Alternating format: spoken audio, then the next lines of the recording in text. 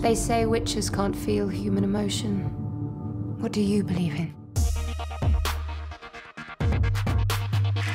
I hear the audiobooks. He's from Yorkshire, I think, is where the accent's from. And I initially went in with something very similar to my natural accent. And I quickly realized something like that would fit into the nature of what the books are. And the first book especially, you have pages and pages and pages and chapters of Geralt talking. And so you had a very intricate understanding of who the character was because of the complexity of the books. With this adaptation, the biggest challenge was boiling everything down in that first book and that second book at the same time into the character essence. To do that, I had to show the truth of what Geralt is on the outside. And straight away, it couldn't be the flowery language he uses to talk to a king or a queen or a lord or whatever it is, and then you suddenly see throughout the dialogue he's changing and turning, and he then becomes this harder individual who interacts with this ruler very differently, and all of a sudden starts talking to them like they're a child rather than they're a ruler.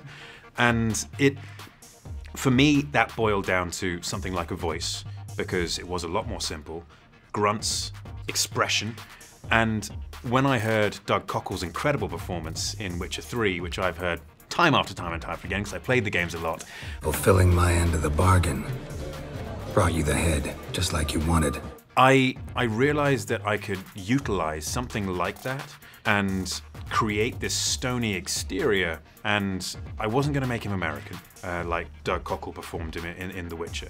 And so I kind of blended my natural accent with that gravelly tone which Doug uses. My tone tended to be a little deeper. His was more into the whisper range. That was going to show the boiled down essence of who Geralt was. I thought you'd have fangs or horns or something.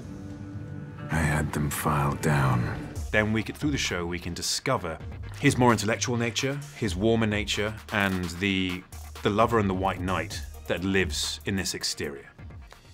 For even more Witcher, IGN's got your back. We're debuting exclusive videos for Netflix's The Witcher all month long. So make sure you follow and subscribe everywhere you like to watch IGN.